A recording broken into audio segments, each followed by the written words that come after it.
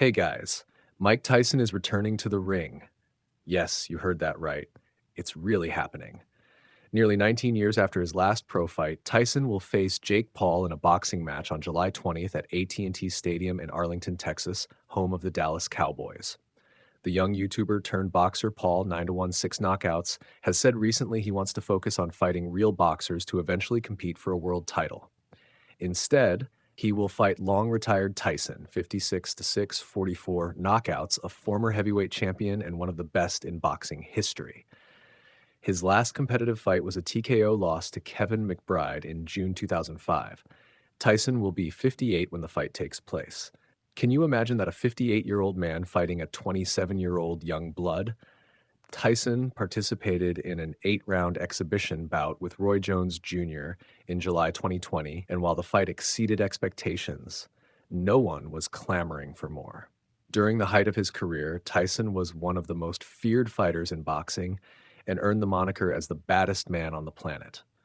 He was the undisputed heavyweight champion and still owns the distinction of being the youngest boxer ever to win a heavyweight title.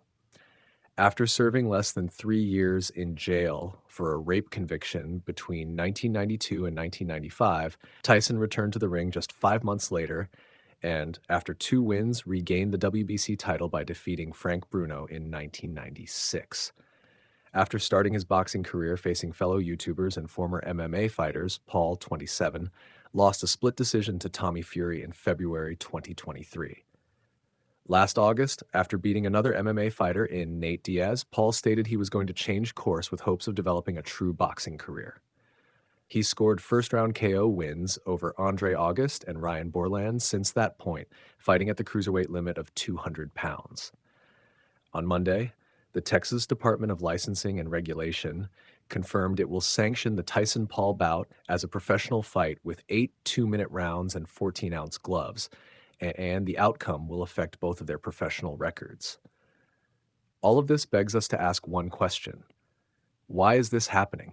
Tyson might be old for a boxer, but time hasn't eroded his star power one bit. Even though Tyson's last professional fight took place in 2005, he remains one of the biggest names on the planet, not just in sports.